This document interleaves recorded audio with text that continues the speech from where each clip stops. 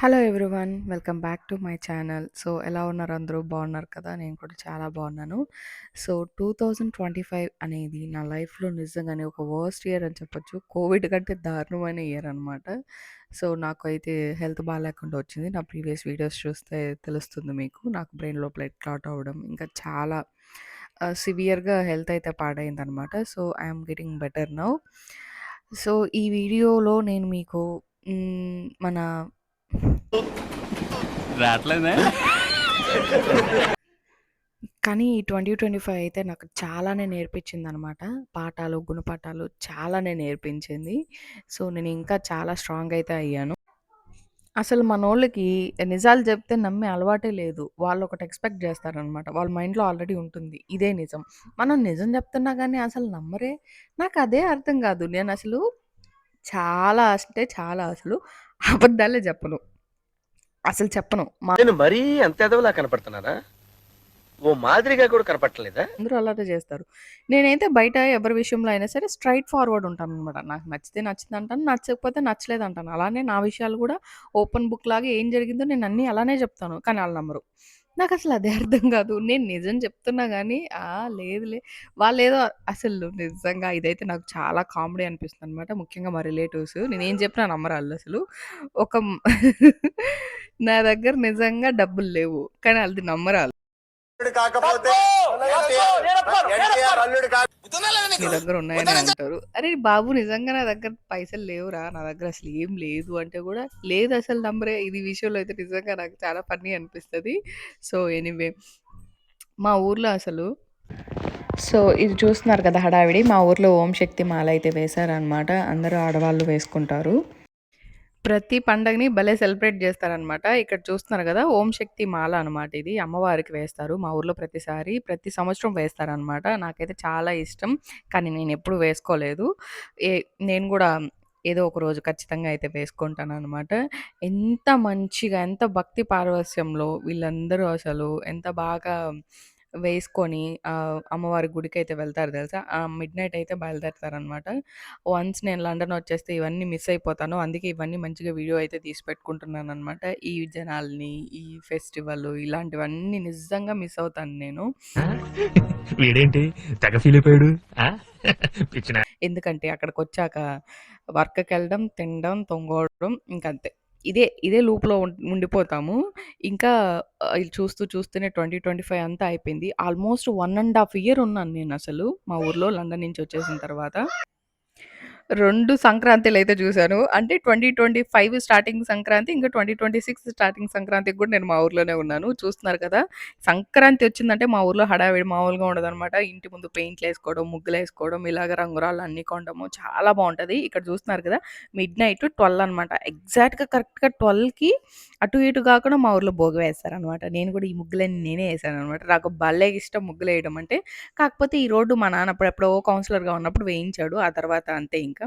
So, చాలా పాడైంది. ఈ రోడ్‌ని బాగా మంచిగా చేయించాలి. మా అమ్మ అయితే అడుగుతూనే ఉంటది. ఇంటి ముందు మంచిగా యేసుకుందాము. ముగ్గేసుకోవడానికి బావుంటుందని. పర్పస్ నడవడానికి, తిరగడానికి కాదు సార్ ముగ్గేసుకోవడానికి. ఓకే. ఇంకా కానీ నిజంగా జనవరి 1 రోజే నా కొడుక్కి కొంచెం బాలేకుండా వస్తే తీసుకొచ్చాను. అలానే వాళ్ళ ఫ్రెండ్స్‌ని గూడా మీట్ అవుతాడని జెప్పి తీసుకొచ్చాననమాట. అందరూ ఫెస్టివల్ చేసుకుంటుంటే మేము మాత్రం హాస్పిటల్‌కి తిరుగుతూ ఉన్నాము. ఇంకా ఇలాగా అన్నీ వదిలేసి కష్టమైనా సరే స్టార్ట్ అయ్యి ఇంకా లండన్‌కి స్టార్ట్ అయిపోయామనమాట మేము. ఒక పక్కన బాధ ఊరిని, అమ్మని, పొలాల్ని, అక్కడ జనాల్ని, ఆ వెదర్ ఇవన్నీ వదిలేసి ఫ్రెండ్స్ అందరిని వదిలేసి వస్తున్నాము అని చెప్పి. ఇంకో పక్క ఫ్యూచర్ అనమాట. అంటే మన జాబ్, లైఫ్, నా హస్బెండ్ అందరూ అక్కడే ఉన్నారు. నిజంగా ఈ మూమెంట్ అయితే ఎంత ఏడ్చానో నాకే తెలుసనమాట. ఇటు వదిలేసి ఎళ్ళలేను. అలా వెళ్ళకుండా ఉండలేననమాట. మూర్తి గారు, ఇలాంటప్పుడే గుండె రాయి చేసుకోవాలి. మా వోళ్ళంతా చాలా ఫీల్ అయ్యారు. "నువ్వు ఇక్కడే ఉండొచ్చు కదా!" అని చెప్పి. కానీ ఏం చేస్తాం ఫ్యూచర్ కోసం తప్పవనమాట. ఇవన్నీ కొన్ని చేయాల్సొస్తుంది. ఒక్కసారి అక్కడికెళ్ళిపోయాను. ఇంక అక్కడే ఉండాలని కమిట్ అయిన తర్వాత ఇంక అంతే. రావడానికి నాకు ఏమనిపియట్లేదు. ఏమనిపియట్లేదంటే వచ్చి ఇక్కడ ఏం చేయాలన్న క్వెషన్ ఎక్కువైపోయిందనమాట. అంటే ఇండియాలో.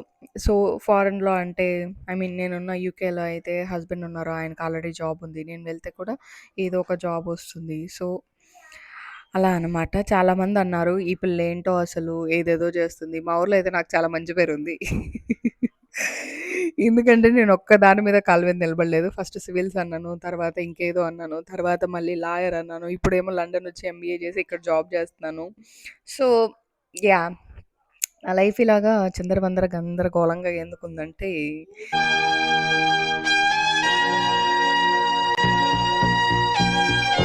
అంటే చిన్నప్పటి నుంచి అంత గారాబంగా పెరిగామనమాట. మనం ఏం చేయాలనిపిస్తే అది చేసేయాలి అంతే. అది చేయకపోతే మనకి నిద్ర పట్టదు, ఇంకా కోపమొస్తది, ఇంక చిరాకొస్తది, ఏదేదో అయిపోద్దనమాట. మా నాన్న కూడా అలానే నన్ను అంటే చదువు విషయంలో ఎప్పుడు ఫోర్స్ చేయలేదు మా నాన్న నన్ను. "నీకేది నచ్చితే అదే చెయ్యి" అన్నారనమాట. సో, అలాగా చదువుకుంటూ, సిట్యుయేషన్స్ తగినట్టు నన్ను నేను మార్చుకుంటూ ఇలా ఇన్ని చదవాల్సొచ్చింది. ఫైనల్‌గా అయితే ఇక్కడికొచ్చి అయితే సెటిల్ అయ్యాననమాట.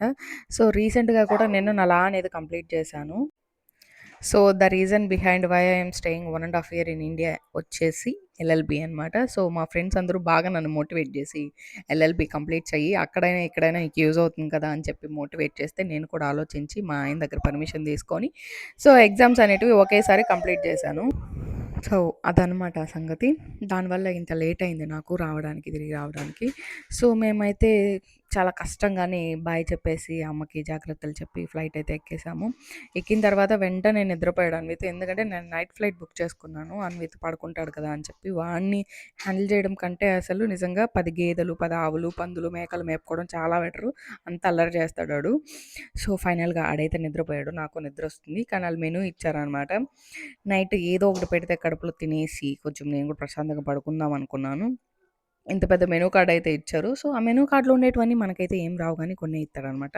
ఆడికి వెల్కమ్ ఈ బ్యాగ్ ఇవి కూడా ఇచ్చారనమాట. టోడ్లర్ ఉన్న, కిడ్స్ ఉన్న మీకు ఇలాగైతే ఇస్తారనమాట ఎమిరేట్స్‌లో. నిజంగా ఇదైతే మంచిగా అనిపిస్తుంది నాకు. సో, మనోడు ఇలా పడుకున్నాడు. ఆడికి ఒక సీటు, నాకొక సీట్ అనమాట. ఆడికి కూడా పైసలు 2 ఏళ్ల తర్వాత మించిందంటే ఇంకా పిల్లలకి కూడా ఫ్లైట్ టికెట్స్ మనకెంత పడితే ఆడికి కూడా అంతే పడతదనమాట. ఏం చేయలేం మనం. బస్‌లో లాగా హాఫ్ టికెట్ కొట్టండయ్యా అంటే కూడా కుదరదనమాట. సో, వాళ్ళు ఫుడ్ అయితే ఇచ్చేశారు. మంచిగా ఏదో ర్యాప్ చేసి ఇచ్చారనమాట వేడి వేడిగా. మోస్ట్ ఆఫ్ ద టైమ్ నేను ఫ్లైట్‌లో వెజ్ మీల్సే ప్రిఫర్ చేస్తాననమాట. మోస్ట్ ఆఫ్ ద టైమ్ ఎందుకన్నానంటే, నేను యూకేకొచ్చి 6 ఏళ్ళు అవుతుంది. ఈ 6 ఏళ్లలో 6 సార్లు వచ్చాను ఇండియాకనమాట. 6 సార్లు వచ్చాను, 6 సార్లు తిరిగి కూడా వచ్చాను. అంటే 12 సార్లు జర్నీ చేశాను నేను. అంటే ఫ్లైట్ ఎలా అయిపోయిందంటే, నాకు ఏదో ఇంకా మన పక్క పక్కన ఊర్లకు తిరిగినట్లు అయిపోయిందనమాట. సో, నా ఫ్లైట్ ఖర్చులే సగం అయ్యుంటాయనమాట. మా వాళ్ళంతా పైసలేమైనాయి, పైసలేమైనాయి అని అడుగుతారు కదా! సో, ఫ్లైట్ టికెట్స్‌కే సగం పెట్టాను నేనైతే. అదనమాట మ్యాటరు. చూస్తున్నారు గదా! ఏవేవో ఇచ్చారు. ఇంకా షుగర్ ప్యాకెట్టు, ఇంకా మౌత్ ఫ్రెషనరు, బటరు, బిస్కెట్స్ ఇది చాలా బావుంటది. మంచిగా ఇస్తారు ఎమిరేట్స్‌లో అయితే. నాకైతే చాలా ఇష్టం ఎమిరేట్ ఫ్లైట్ అయితే.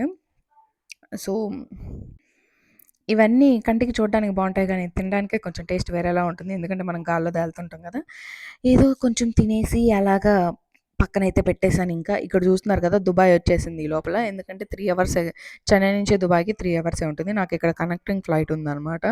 ఫస్ట్ టైమ్ అనిపిచ్చింది అబ్బా! ఎందుకు కనెక్టింగ్ ఫ్లైట్ చేసుకున్నామా అని. ఎందుకంటే అన్విత్ పడుకో ఉన్నాడు. ఇప్పుడు మళ్ళీ లేపాలి. మళ్ళీ వేరే ఫ్లైట్ ఎక్కాలి. అదే డైరెక్ట్ ఫ్లైట్ అయితే బావుందనిపిచ్చింది. ఎనీవే ఇక్కడ వ్యూ చూస్తున్నారు కదా! ఎంత బావుంది కదా దుబాయ్ అసలు. ఇది ఏ ప్లేస్‌లో దుబాయ్‌లో ఎవరైనా ఉంటే ఈ ప్లేస్ మీకు గాని తెలిస్తే కింద కమెంట్ బాక్స్‌లో కమెంట్ అయితే చేయండి. నాకైతే తెలీదు. ఇది వాటర్‌లో ఉందా? లేకపోతే ఎక్కడ ఉందా? ఏంటి అర్థం కావట్లేదనమాట. చూస్తున్నారు కదా! అసలు ఆర్కిటెక్చర్ ఇదంతా ఎంత బావుందో అసలు స్క్వేర్‌గా ఈ లైట్స్ ఇవన్నీ సూపర్ ఉందనమాట. సో, ఇలా మాట్లాడుకుంటూ ఉండగానే మనకైతే దుబాయ్ అయితే వచ్చేసింది. ఇప్పుడు ఇక్కడి నుంచి నేను మళ్ళీ కనెక్టింగ్ ఫ్లైట్ తీసుకోవాలి. అన్విత్ అయితే పడుకొనే ఉన్నాడు. వాడిని లేపాలసలిప్పుడు. 12:31 అవుతుంది. ఇక్కడ చూస్తున్నారు గదా! అన్ని ఫ్లైట్స్ అలా వరుసగా పెట్టారు. అసలు సమస్య ఏంటంటే, ఈ ఫ్లైట్ లేట్‌గా స్టార్ట్ అయింది చెన్నైలో. నాకేమో లే ఓవరు 1 అవర్ 10 మినిట్సే ఉందనమాట. ఈ టైంలో నేనింకా లగెత్తరా ఆజాము అదనమాట పరిస్థితి. ఎందుకంటే నా కనెక్టింగ్ ఫ్లైటు ఆహ్, ఇక్కడ దిగిన ఫ్లైట్‌కి టైం ఎక్కువ లేదనమాట. త్వరగా వెళ్ళాలి. అందుకే నాకు వీడియో తీసే టైం గూడా లేదు. వాడిని ఎత్తుకొని పరిగెట్టడానికే టైం అయింది. చూస్తున్నారు గదా! చెంగుమనొచ్చి ఎక్కేసాను. ఎందుకంటే అప్పుడే బోర్డింగ్ టైం కూడా స్టార్ట్ అయిపోయిందనమాట నా కనెక్టింగ్ ఫ్లైట్‌కి. ఎనీవే వచ్చేసైతే ఎక్కేసాను. వీడైతే నిద్ర లేపాను గదా! అంతే. మనం ఒక్కసారి నిద్ర లేసామంటే నిద్రపోవడానికి మళ్ళీ ఒక 4, 5 గంటలు పడతది. ఈ లోపల కిడ్స్ మీల్ అయితే ఇచ్చారు. ఎందుకంటే ముందు ఫ్లైట్‌లో పాపం నిద్రపోయాడు కదా మా వోడు. ఈ ఫ్లైట్‌లో అయితే వచ్చిన ఒక 1 అవర్‌కే ఇట్లా మనకి ఇచ్చేసారనమాట బాబుకి. సో, వాడివైతే చాలా బావున్నాయి. ఫ్రూట్స్ అవి ఇవి. ఆమ్లెట్ అయితే ఇచ్చారనమాట మంచిగా చక్కగా చాలా బావుంది. చూస్తున్నారు కదా! పాలకూర, beans, half boiled egg, bread ఏవేవో ఇచ్చారు. జ్యూసు, మిల్క్ అన్నీ ఇచ్చారనమాట. మా వాడు చాలా ఎక్సైట్ అవుతున్నాడు. ఫస్ట్ అయితే వాటర్ బాటిల్ తీసేసుకున్నాడు. వీడికి ఫ్రూట్స్ అంటే చాలా ఇష్టం. తిండి తినకపోయినా ఫ్రూట్స్ తిని బతికేత్తాడనమాట నా కొడుకు.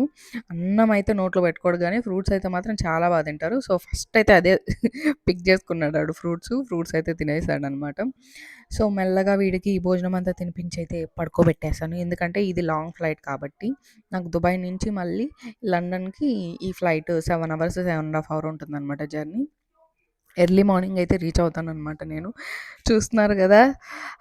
మాంచెస్టర్ వచ్చేసింది. నేను మాంచెస్టర్‌లో అయితే దిగాననమాట ఫ్లైట్. మా ఆయన కోసం వెయిట్ చేస్తున్నాను. ఎప్పుడెప్పుడు చూస్తామా అని చెప్పి. మధ్యలో వచ్చారు గానీ, ఇట్స్ బీన్ ఎన్ ఇయర్ మేము కలిసి. సో, చాలా ఎక్సైటింగ్ ఉంది. అంతకు మించి అన్విత్ అనమాట. చాలా మిస్ అవుతున్నాడు వాళ్ళ డ్యాడీని. సో, చిన్నోడు కదా పాపం. నాకంటే వాడికే ఎక్కువ ఇది ఉందనమాట. ఫైనల్‌గా వచ్చేసాము. చూస్తున్నారు కదా! అన్విత్ చూడగానే డ్యాడీ అని గుర్తుపట్టేసి పరిగెట్టుకుంటూ వెళ్ళాడనమాట. సో, ఇంటికి వచ్చి రాగానే ఇంటి దగ్గర బైక్ ఉంది కదా! దాని మీద పడ్డాడనమాట మా వోడు. సో, ఈ వీడియోకైతే ఇంతే. తప్పకుండా లైక్ చేయండి, షేర్ చేయండి, కామెంట్ అయ్యో! చేయండి.